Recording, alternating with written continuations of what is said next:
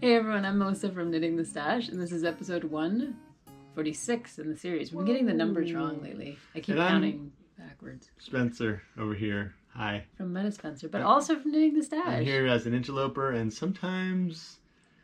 teaser. Sometimes it's Name That Scheme. We haven't played Name That Scheme in a while. I know, because I always just win. You're good. So, it doesn't really turn We're devising a new game.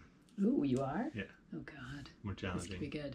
Spencer's on here so often at this point that I think it is. You've become, like, you need a Knitting the Stash, like... oh, really? Can I get one? Yeah. Helmet? Like a knitting helmet. Something like I think that. People need knitting helmets sometimes. So what are you talking about today, Melissa? Well, Spencer, we're talking about your sweaters. Oh, boy. So there's this thing called... Wait. Pause the game. Like... all the sweaters I've ever owned in my life, or all the sweaters the ones I've made knitted for me. Yeah. Well, you can talk about other sweaters, I have quite a repertoire. I would actually of sweaters. I would like to hear about some of your other sweaters because you've told me stories about that wool sweater you had as a kid. It was where cotton. you were like, oh yeah, that cotton? one. No, I did have a wool. I had a hand-me-down. Yeah, okay. So we might hear a little bit more. That's on the appendix to the episode. It's a long story. Yeah. Boring. And I'm going to preface this by saying there is this thing called the sweater curse. Yeah, I want to talk about that. The boyfriend sweater curse. How's it work out? We gotta talk about that. So we're gonna get to all of that, and I have a new sweater on the needles for Spencer that he's gonna try on bolero style for you all. It's a sweater, so like in case you needed any other reason to watch this episode. Nipple. Yeah, and we have plenty of dogs wandering around with bones and making weird noises. So that's what's going on in the background. It's not like we have just like an army of ants in here like moving things. It's dogs. Yeah. Anyway, what's the preamble? What do you tell people? Preamble is where to find me, which is Knitting the Stash everywhere. So Ravelry, Instagram, YouTube here. There's a blog, and knittingthestash.com has everything. So you can get to everything from knittingthestash.com. And knittingthestash.com also houses the Flock Farm Yarn Shop, where we get lots of indie yarn from across the country and fiber now. That's Millie shaking. And today we're going to do the giveaway winners for the Leaf Livestock roving. We've got a couple winners picked out for that. So I'll announce those at the end. Yeah, that was on the last. That's good stuff. This is, we're sold out of the top. We gotta be giving away all the good stuff. We're sold out of the top. We have a little bit of roving left, so yeah, and yarn from them. So Leaf Livestock is in Illinois, and they're wonderful. And if you want to hear more about them, you can check back to episode 145. Okay, dogs may be under control. We'll see how this goes. Give it a minute. Yeah. And Spencer, you can find him making all kinds of things like barns and buses and I don't even know, like what you do outside. Out back. Meta Spencer on YouTube if you're interested. Thanks for the pitch. So well, I know a lot of knitters go over to your channel and like talk to you in the comments and enjoy watching your We have a little back and forth kind of thing. So it's nice. I think it's nice. Okay. Sweaterama for Spencer. Alright, so Melissa asked me if I wanted a sweater. And I've heard this before. Of course I said, yeah. But then she's like, well, what kind of sweater do you want? So what did I say? What was the first? Well, you're always asking for lighter sweaters, which is kind of like, I don't know, it's like a... They're warm. Sweaters have this warmth thing. Yeah, and you're usually like a hot person. So like trying to find sweaters from... I've talked about this before. It's like the yarn has to either be like... I've tried hemp, I've tried cotton blends. Like mesh. There are a couple mesh sweater patterns out there on Ravelry, which could be kind of interesting. I've seen some of those pictures. They're interesting. Yeah. Interesting stuff. So, yeah, that was the first thing. And then he's requested things like a fisherman's sweater. Yeah. Or... Why is that a fisherman's sweater? Like, why is that... Because that involves a lot of, like, research. Like, what kind of fisherman's sweater? Like, really, what are we talking about? Are we talking about the lanolin? Oh, that's not a thing. The pattern? Are we talking about, like, fisherman's sweater. Yeah. That's not a... The first sweater... Are we going to go through the sweaters? Yeah. All right, first sweater. First sweater was... I think did you invent this one? Not quite. It's an Erika Knight pattern that I just completely riffed on. Made of hemp. It's 100% illegally hemp. Imported, as I recall. From Canada, not illegally imported. But... And I said, I want a sweater that looks like it fell out of the back of a truck and kind of got like run over a bunch of times. So I did my best, you and, know? you know, holes that had been patched and stuff.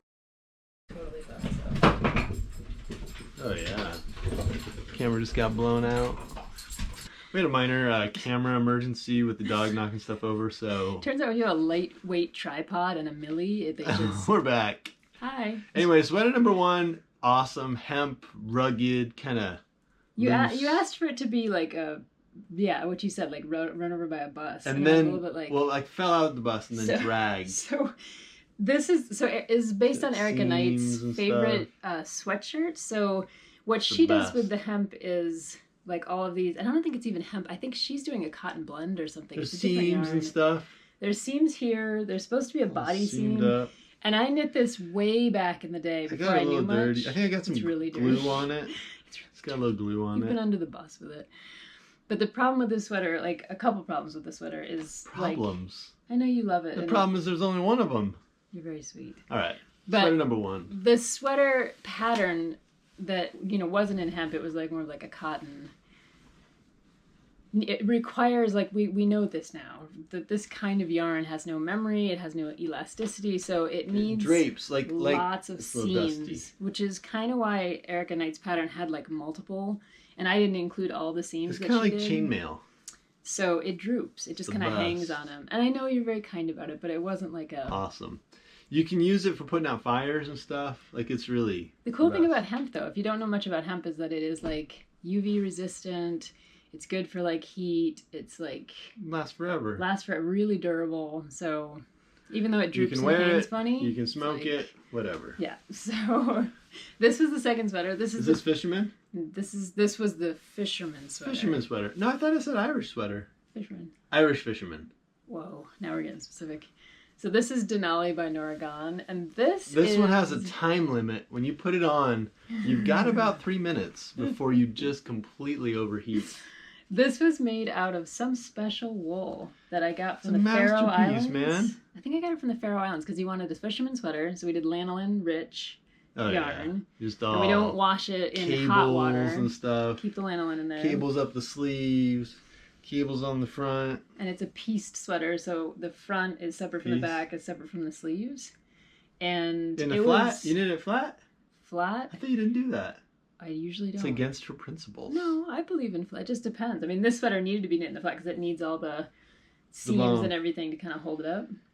Messed up the cable. Getting a little hot right now. Messed up the cable. Didn't notice it until afterward. Cable fixed or whatever. So we fixed the cable over here. You can kind of not even notice it. No, you don't notice it. And you really don't wear this much because it's just too hot. It's like thick and hot. Occasionally, if you going outside. It has cables on the back and the front, same. So it's like really like a lot of yarn. It's very warm. Now, I just want to put this out there. If you have someone who's going to knit you a sweater, expect a lot of this kind of thing. They get up in your stuff, and the minute it's like it's never really yours.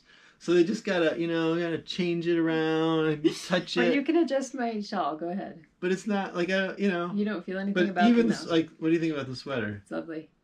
She's all grabbing it and stuff. But this worked out. It fits you beautifully. It's the best. Yeah, it really does. But it's too hot.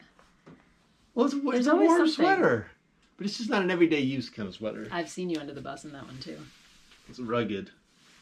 It's a nice sweater. You can see all the cables on the back too. So it's very It's cable-tastic. And since I knitted in a different yarn, a different weight yarn than Nargis' pattern called for, there was a lot of adjusting that had to happen there. So with the gauge and all that kind of stuff? Yeah, it was not an easy one. Okay, so... All right. Now, lest you think that would be enough sweaters for a fella. You need more, actually. You only have a few. This was a copycat affair. You had knitted another version. That's right, I did Zach's sweater first. And I was like, dang, that's a nice sweater. And then, a week later, here's yours. And it's a hoodie. But it's a chimney hoodie. It's kind of like a hoodie, but it's... A chunny. Oh, I think you put it on backward. Yeah, it's on backward. Really? There's a front and a back? Yeah. You want to touch it? No. You have to find the front. You gotta swing it around. I can show you where the front is. All right, now what do you think about this one? This one's, I think, just really great. It's like a very sweatshirty sweater. It's just very standard. It's all stockinette. Yeah, so this is the front because it's supposed to have a cord in there that you took out. You took out the cord, but you can see the two. I've got the cord hanging up in my closet. You can see the two cord holes there. What else about it? Sweater. I dyed the yarn myself for the top half. Self-dyed. This is Illinois Shetland. What's the name of this sleeve? Raglan. Raglan sleeves. Yep. You like this one, It's I the think. best. But the thing you didn't, when I'm making the new sweater, the thing he didn't like about this one, or that he wants, I liked it's not what it. he doesn't like. It's like what he wanted was a more fitted sweater. This one doesn't sport the form so much. You know, you put this on, it's all kind of bagged out. It looks good on you. I thought, let's go skin tight on this one. Sorry. That just sounds great.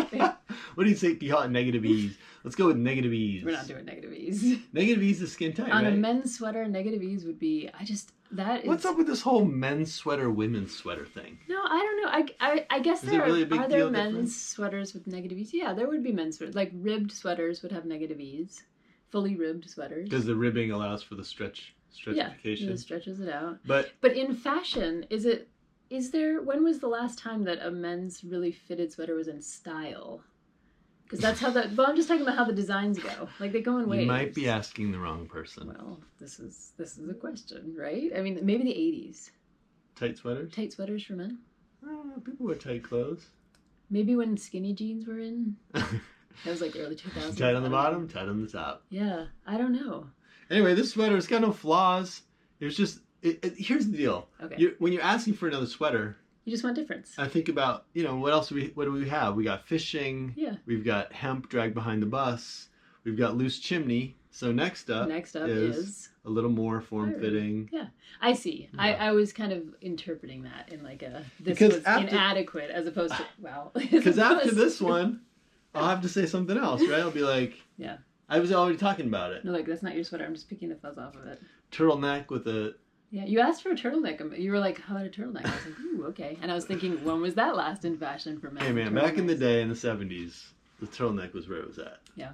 We like those. I also made another one of these for my dad. So, like, all the men in my life have a chimney sweater. Zach has one. You have one. My dad has one.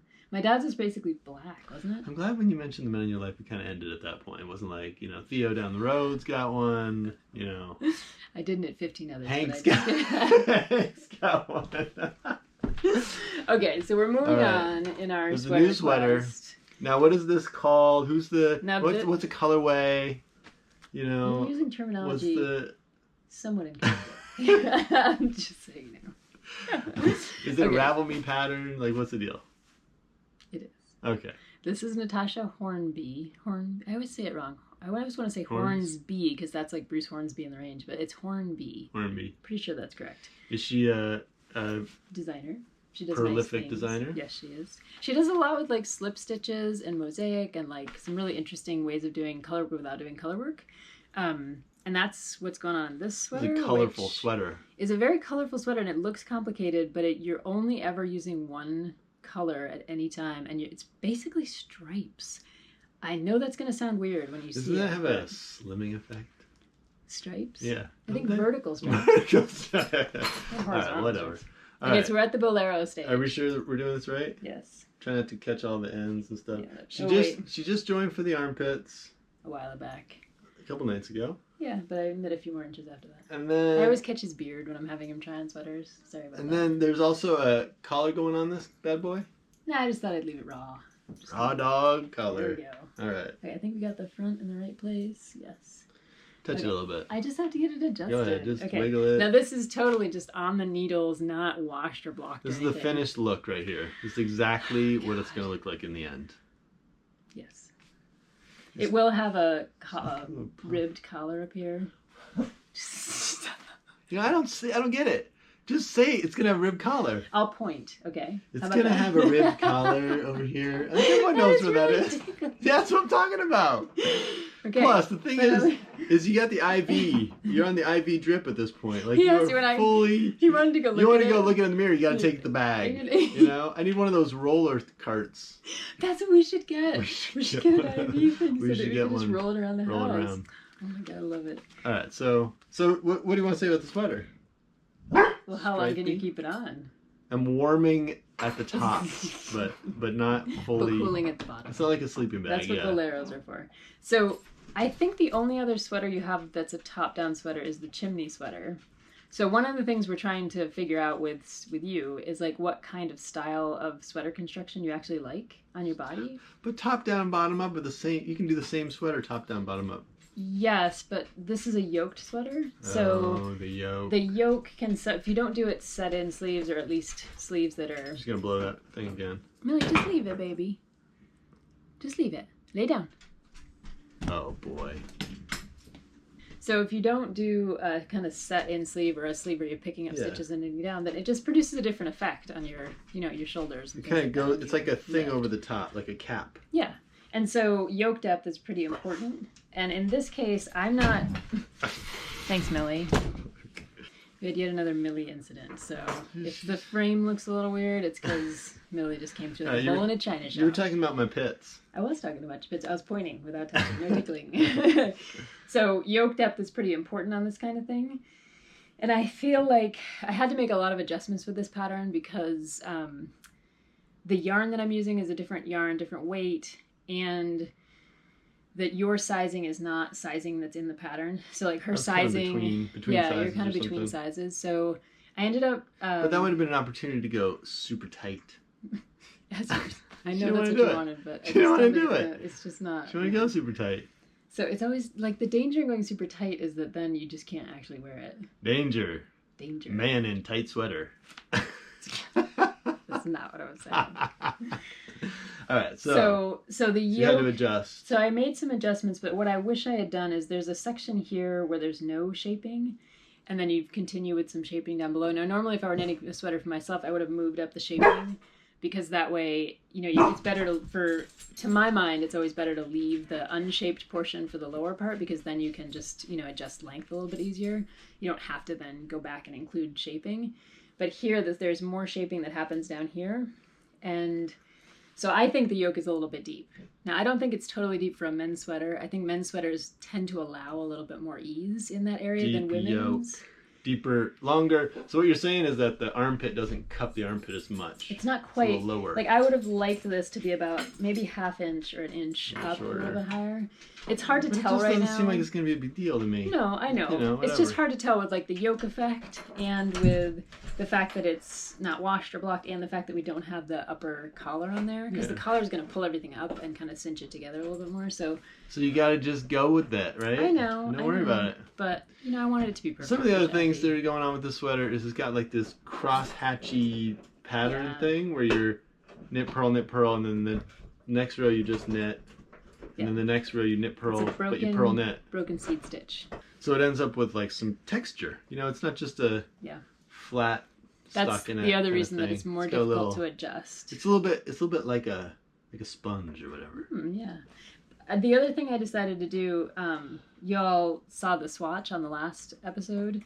Really? And I mentioned that I was off gauge and I couldn't just simply go up or down a size in the pattern because it was just not going to work. So what I ended up doing was adding an extra inch of ease. So 46 inches of ease, not 46 inches of ease.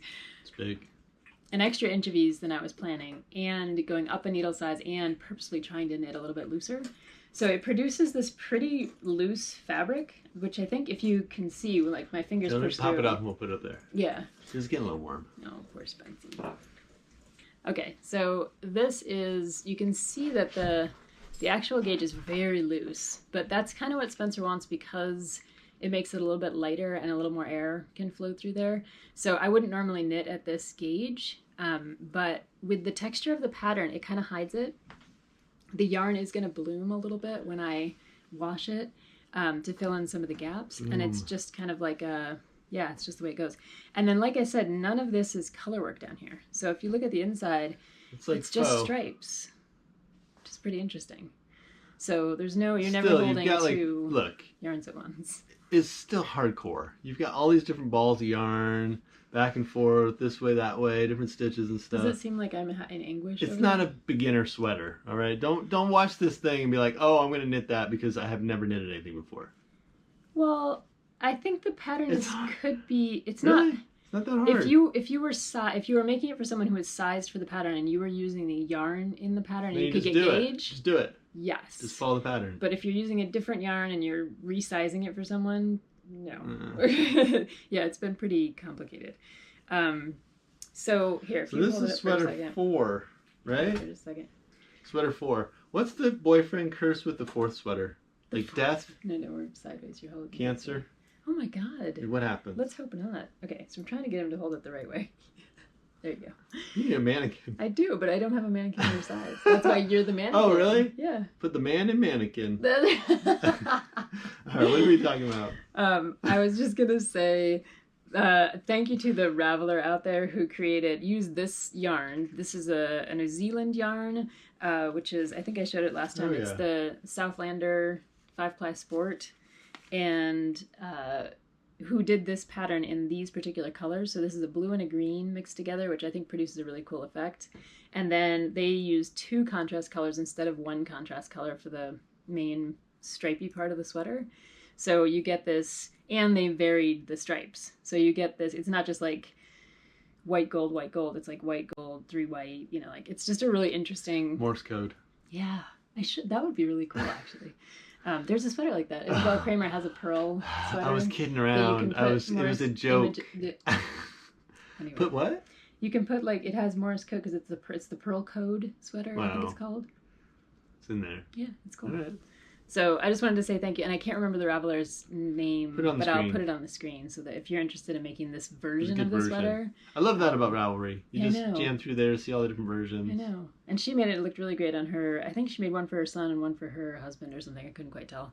But I liked her version of it. They probably got cursed out. Stop. Oh, we're going to come back to the curse. You haven't described the curse yet. We're going to talk about it in a minute. Right. And then the other thing I'm going to do, some people ask about my process. I feel like I'm getting like attacked by this sweater. Oh, whatever. Is that I'm going to now that I've just finished all the striping color on the main body. This is getting weird. Here, just do it like this. Okay. Now that I've just finished all the striping on the main body. You're a real idiot. I'm going to... You know, that's the thing we say to each other. Like, I'll often say, like, what do you think, I'm an idiot? Because you'll say something silly. So now maybe we're even. So what I'm going to do is go over to the sleeves and complete Finish the stripes. Just and to make then sure the rest of it's all this blue-green mix. Yeah, then it just goes back to the blue-green mix. So yeah. It's going to be the most fast. Most colorful sweater you've knitted for me. Yeah, and I don't know. I've told Spencer, like, if he doesn't end up liking it, that's okay, because I have plenty of sweaters I've knit. Can you imagine somebody knits you a sweater and you just don't like it? Like, what? That's not gonna happen. Well, but that's just like it is. I know I tease you a little bit once in a while, every few years or whatever, but it is so awesome to have someone make you a sweater or a hat or socks. Or anything. Yeah. It's just really cool. It's like beyond anything else. Now, I've also mentioned that I could make more socks if you got me a sock knitting machine. Oh, I heard about that. You remembered it. Somebody should send me a link to one because I don't know where you get those. Sock knitting machine. Sock knitting machine. All right. Anyway, I have a lot of sock yarn over there that could be, that's not in the blanket, that could be turned into socks for you. And you don't want to sit there and... I don't really like knitting socks. Yeah. But I would crank socks. All right, let's talk about the curse. Or you could crank the socks and I could put in the afterthought heels. Negative. All right, so he'll be cranking socks. What's the deal with the curse? Basically, you knit a dude or a significant other. Yeah. A sweater, and they bail. Yeah. Do they take the sweater? That depends. That depends. You know, but I don't think it's actually a true curse. I mean, you're on your 4th sweater. You're still here. Yeah. We hope. It's going alright. And we do have maybe people get overzealous early on. Yeah. You know, second date. I made you a sweater. You know, run. That would be run in fear. That is messed up. Like, what? That would be a little bit creepy. But we would love to hear stories. If any of you have knit your significant other sweaters. And that was it. Either good or bad, let us know. Because. All right. And you'll be in the comments. I'm always in the comments patrolling. Yeah, you know, people say all kinds of stuff. Yeah. I was going to say we have a boyfriend sweaters book over there, which is like this. That's the other thing about boyfriend sweaters is like. It's the sweater that your boyfriend has that you borrow. You can wear it. Right, and it's kind of like, so... You got your eye on any of my sweaters? No. No. I love the chimney sweater. I really want to make one for myself. It's just too big. But the chimney sweater, yeah, yours is too big for me. A little too big. I would wear your sweaters, but I would wreck them. You've worn my sweatshirts sometimes, like when we've been out walking. Yeah, but it's just... It's like, it's not... It just stretches them out. Just a little bit like... doesn't work. That's true. But yeah, so we have a boyfriend sweater book. I don't think I knit anything out of that. It's a good book. Yeah, it's just fun to look at. Thanks for knitting a sweater. Like all that stuff about, you were mentioning about gender, like men's sweaters, women's sweaters. Like there's all this like much more interesting. There's got to be a million more sweater patterns on Ravel Me for women than there are for men. I know, but I feel like that the tide is changing a little bit. And I feel like a lot of sweaters can be modded for one of the. It's not like fashion can just go either way. Or whatever, yeah, it's just like whatever. So, but anyway, you're welcome for knitting your sweater. I enjoy it. There's going to be more of them. The thing about sweaters, for me at least. How many more? Do I have to get rid of some? No. I can keep them, right? Yeah. Okay. Is that it takes. I feel like just like a seamstress or a tailor, like. I've learned about me, like what sweaters I like. When I look at them, I can determine whether or not it's going to be a good pattern for my body. Yeah, I've noticed that. And the yarn and everything. And it's taken a long time to get to that point. I think I'm on my 60th sweater. She used to, like, maybe in the first couple sweaters, you would finish and just not want to wear it. Like, it just didn't. You just have to go through the fit or a lot of sweaters. So I feel like same with determining what's a good sweater for you that you actually like. Plus, I'm not you. Yeah. So, like, I can kind of tell by how often you wear a sweater whether or not you actually. It's not liking, but like whether you feel. You gotta. If someone makes you some sweaters, throw them on occasionally and just go to work or something. Oh my God. Even if you end up leaving it in the truck for part of the day, just do that. You're very because kind. it maintains that notion of like, you're wearing the sweater we made you. There's so much lying and manipulation in this household. I'm just trying to throw out advice. It's not like I would do that. You guys think it's like a cheery world. It's not like I would here. do that. I'm just saying for you, you know? Just occasionally, every 30 days, you know? Just every 30 days. You have a little, I'm going to go check your closet and see if you have a little calendar that's like little check marks. Hash marks on the wall. You gotta make sure, Each sweater gets a little like... Absolutely. Oh, you're very sweet about your sweaters. They're great sweaters. But I just want to get to a point where I can knit you a sweater that you actually really like feel good in and really love. The kind of thing you wear all the time. You're just like, oh my God, this is my sweater. Yeah. You know, I'd love to get... And this isn't it, but, you know... Might be. There'll be another one. You never know until you put it on. Yeah. Roll around in the dirt a little bit. Oh, God. I thought that the chimney one, you wore that a lot 2 or 3 winters ago. But then, I don't know what happened. Not that I've been watching. It's a good sweater. Yeah. So we're at the end. We got to do giveaway winners. Do you want to announce the giveaway winners? Sure. The giveaway winners are... Now, how do I do it? They're written right here. Oh. Giveaway for Leaf Livestock Roving, new in the shop. Kim and Sherilyn? Yeah. Kim and Sherilyn, look out. We got some fuzzy stuff coming your way. And then, is that it? That's it. That's it. So if you've both been notified on YouTube, like I commented on your comment, but what I need you to do is send me your basic mailing address info. Post office box, whatever. To knittingthestash@gmail.com. If you're in the area, we'll drive it over to you. I don't think so. Oh, there goes Millie again. All right, we're going to call this before the Bull in the China Shop ends the rest of this very badly. So thanks for hanging out with us. We'll see you again next time. That was Millie.